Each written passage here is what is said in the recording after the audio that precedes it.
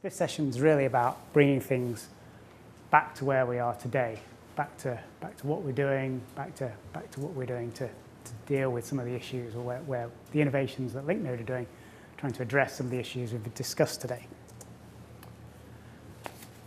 For those who haven't heard of us, I have to give you a little bit of who we are. We're a young company, 2011, primarily with key skills in spatial data management and mobile technologies. That's our background. And that's important, those two things, geospatial and mobile, and you'll see why in a moment. But we also have a little bit of kind of industry knowledge. We have been involved in various aspects of planning and e-planning frameworks well, I have personally for as long as I can remember. And so that forms part of our kind of DNA, the elements that build us, that create our key interests.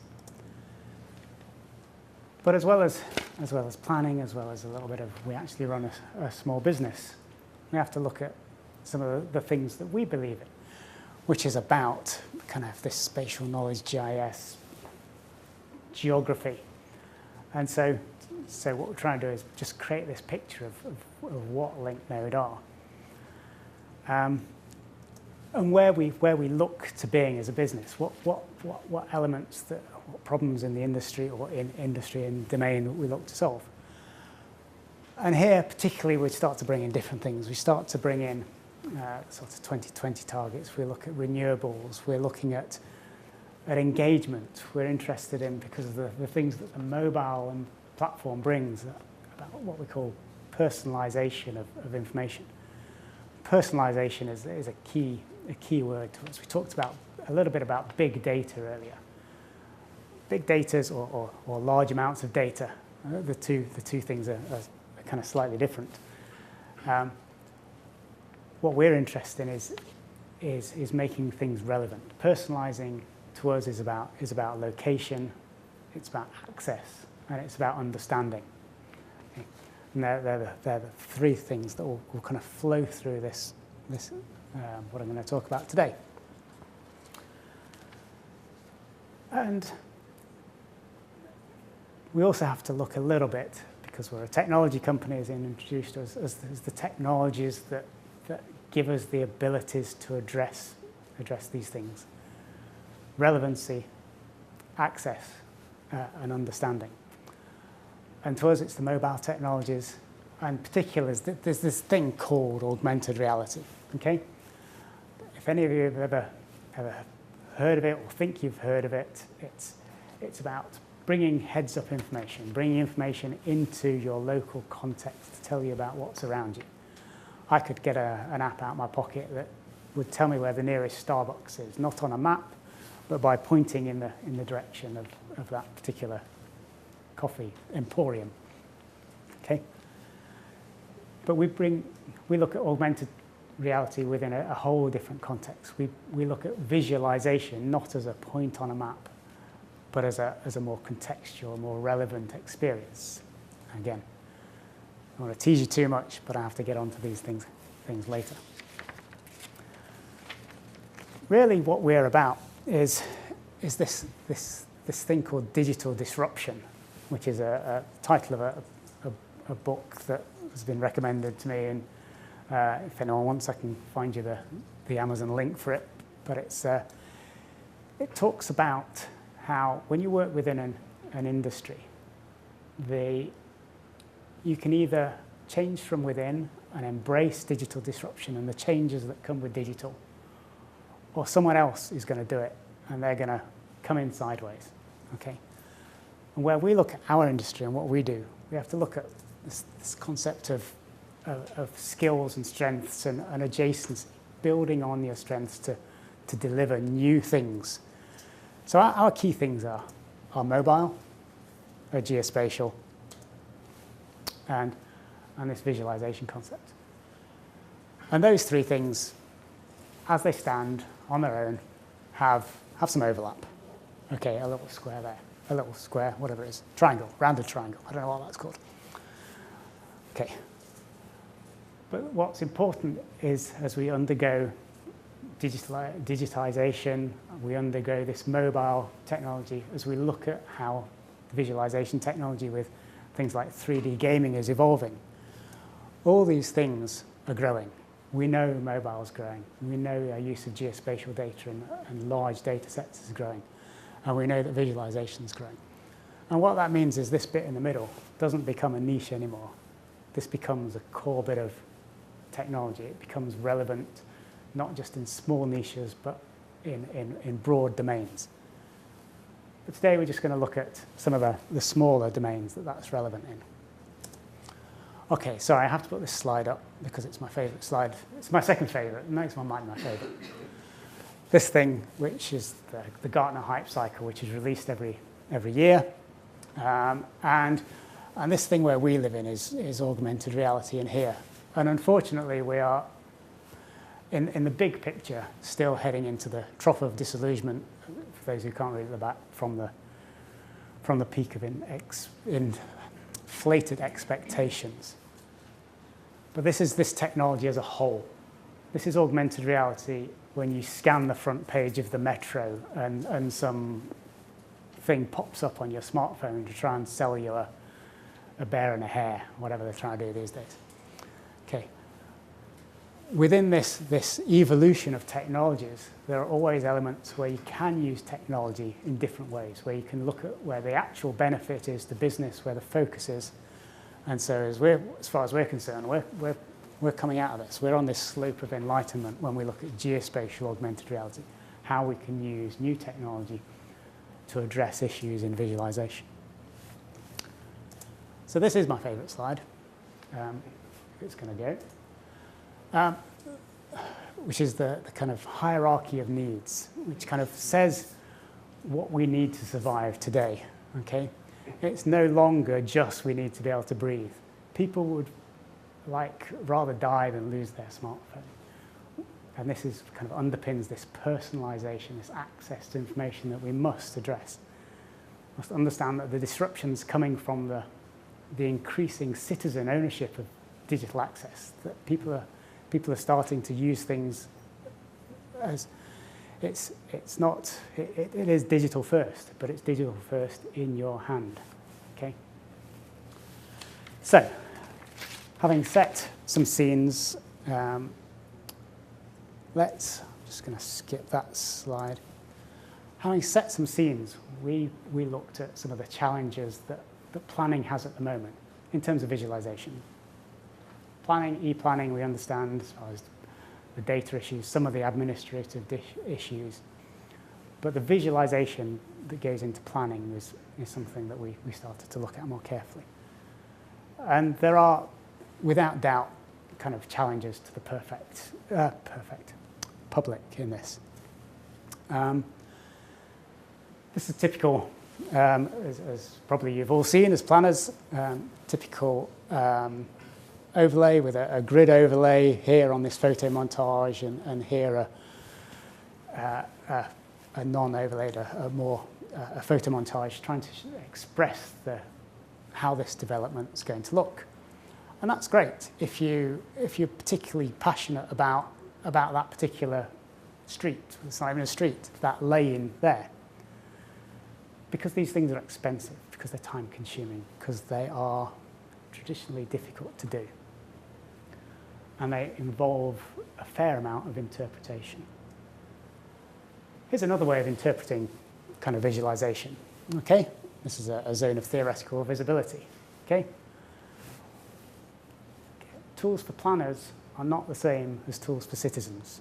Okay, if we're going to look at where the disruptive drivers are coming from, again, they're coming from the citizen. They're not coming from within. There are also issues of access. E-planning has really revolutionized basic access to planning information, what's in my street, what's going on. But if I want to understand visual impact on a planning application, this is one of my field trips earlier this year, you have to go, can anyone tell me where this is? It's not kill, I can't remember, sorry, should have written it down. It's on the south side of Loch Orr. It's about half an hour from anywhere, including Kilkeel and Castle. But I had to go there on a Wednesday afternoon between the hours of 3:30 and 7:30 to see the visualizations. Okay? That's not particularly accessible. Okay. Okay. So the language we use about when we're talking about addressing this problem is this we talk about the user experience, but we talk about democratization of data, making it accessible. We know what democracy is in terms of a political system. Democracy in terms of data is where we're trying to get to, putting it into the hands of the citizen. So what I'm going to do is just give you a quick kind of case study of some of the things that we've done when we talk, some real examples finally of what we've done to try and help in the planning process. This, I've only blurred that so you didn't read it. This is a West Coast development. This is Loch Gilphead here, and the red polygon there. Oh, sorry, technical term. The red boundary there is the scope of extent for a new major development. It's all in the public domain. It's called Crook Brenfield, and this is a clip off the PDF. So this is some of the communication that's gone out in the pre-planning process. This isn't in the planning process. This is about engaging people early. One of the key aims of planning: engage early, engage often. Okay.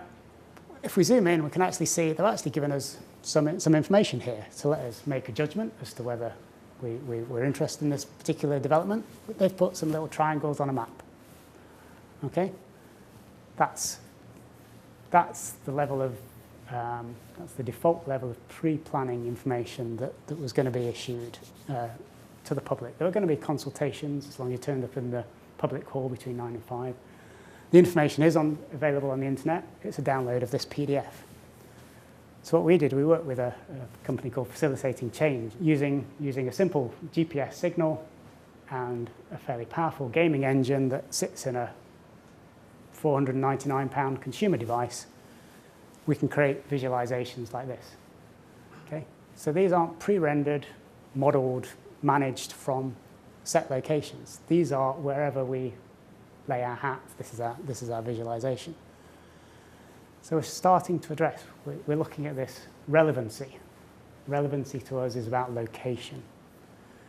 We're talking about access to information, whether it's published through some kind of existing data streams or whether it's just published through developers. Access is still something that we require. But our third thing, when we talk about relevancy access, is understanding. What's more understandable in terms of what the impact of this project is going to be? That or that? Okay? A PDF or augmented reality. We tend not to use augmented reality when we're talking to people, but that's the technology that underpins what we do. Okay. I've got, because George went out really on a freezing morning, yesterday morning, up onto above Loch, where the mountain bikes in, Loch Carron. Carron yesterday to record this. This is it's just overlaid some of the existing ones. We've got an existing wind development there, and we've put these two here are the ones that we've just injected into this image with the tools that we've got. So the concept being, I'll wait for that to start again.